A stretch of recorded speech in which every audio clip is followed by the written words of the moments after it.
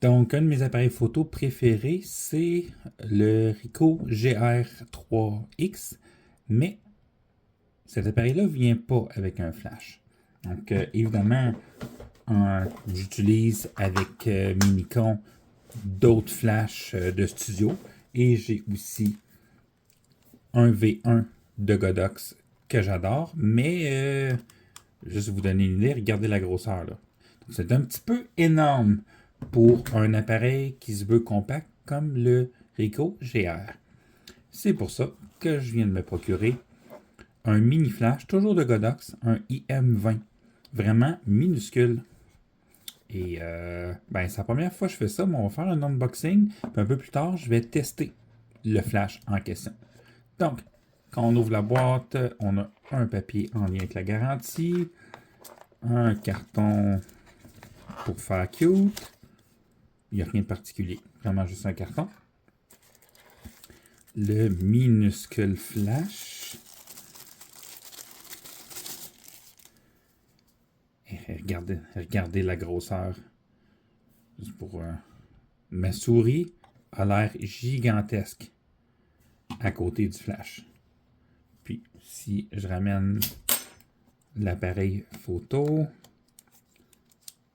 regardez ça, une fois fixé sur le Ricoh, c'est juste la bonne grosseur. Donc, ce que j'ai vu, ce petit flash-là est quand même, ça me semble vraiment très puissant, juste suffisant pour déboucher les ombres. À suivre plus tard. Si on continue à explorer ce qu'il y a dans la boîte, le morceau de mousse, un linge en microfibre. Moi, c'est pas un linge en microfibre cheap, il est vraiment épais. La texture ressemble à du chamois. Un peu comme les chamois pour nettoyer les autos. On a dans le fond un réflecteur, un diffuseur plutôt. Ouais, un minuscule diffuseur style Tupperware. On a aussi le câble pour le recharger. Une petite pochette en tissu de transport et un mini manuel d'utilisation. Donc ça.